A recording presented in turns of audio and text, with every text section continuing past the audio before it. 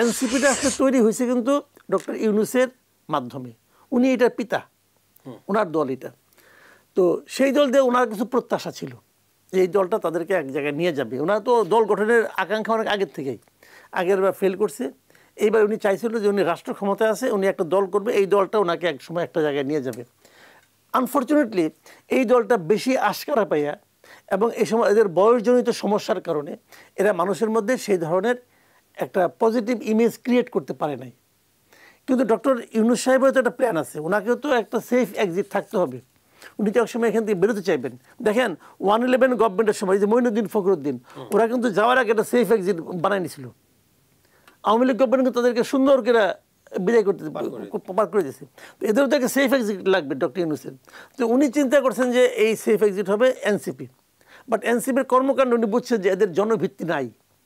তখন উনি জাস্ট ওনার নৌকাটাকে এনসিপির বন্দর থেকে বিএনপির বন্দরে ভিড়াইছেন।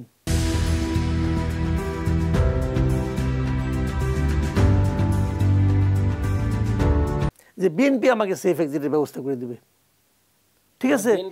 এখন যখন বিএনপি থেকে ভিড়াইছেন উনি, ভিড়ানোর পর বিএনপি থেকে ভিড়ানো কীভাবে, যে বিএনপি যা চাচ্ছে উনি সেটা মেনে নিচ্ছেন।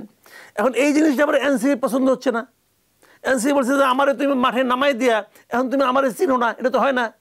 তখন তারা কিন্তু উল্টাপাল্টা কথা বলা আরম্ভ করছে যে এরা যায় না, লন্ডন যায় না, কোথায় সেজদা দিছে, ভুল জায়গায়। তো সেজদা দেওয়ার কী আছে? উনি একটা মিটিং করছেন। হ্যাঁ, এই মিটিংটা আমিও ওইভাবে পছন্দ করি নাই। এই মিটিং কিন্তু বিএনপি করে নাই, গভর্নমেন্ট করছে। বিএনপি কিন্তু বলে নাই আসেন মিটিং করেন।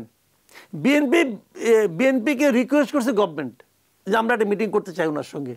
তো উনি রাজি হয়েছেন ভদ্রতাবশত। এইটা ঘটনাটা। তো এখানে সরকারের আগ্রহটা কিন্তু প্রকাশিত হয়েছে। এই জায়গাটাতে এনসিপি একটু মাইন্ড খাইছে, এটা তো হলো না। এই জন্য তো উল্টাপাল্টা বলতেছে, আর কিছু না।